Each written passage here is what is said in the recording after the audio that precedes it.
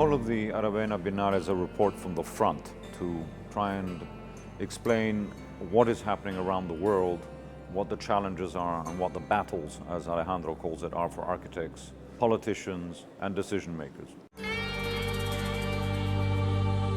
This show is about what the major conflicts are in cities. We're trying to bring the battles of cities to the Biennale. What are those battles? What are those conflicts? They're about density, compact against sprawl.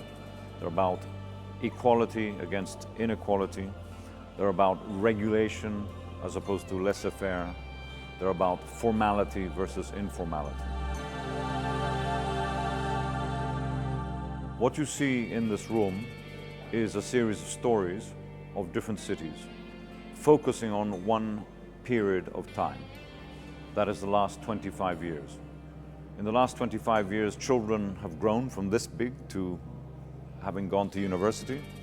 And in the same time, a rice field in China has become Shenzhen with over 20 million people, or Dubai from a desert to an urban playground.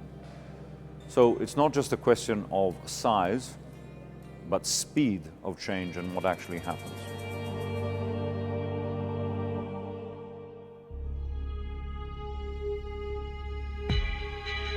One extraordinary example, Guangzhou in China.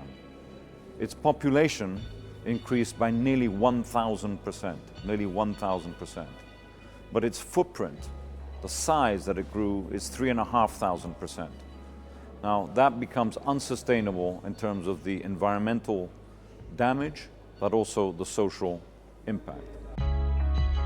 Most of the growth in the world which is happening is unplanned, unregulated, informal.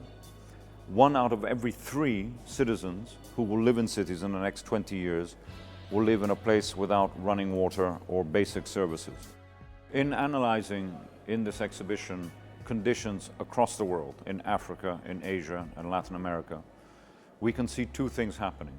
There's a tendency for cities to become either very informal and unplanned, or to become actually hyper-planned in enclaves, in gated communities, which have nothing to do with the surrounding community around them.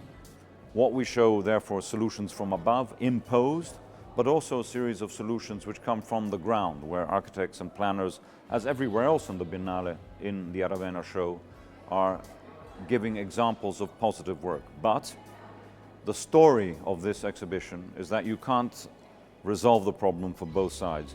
You need to re-understand the role of real urban planning, like Barcelona did in 1850, so that you can organize the structure of the streets, the squares, the infrastructure of the city, so that it serves populations that we don't know yet which are coming, and the needs that will come over time.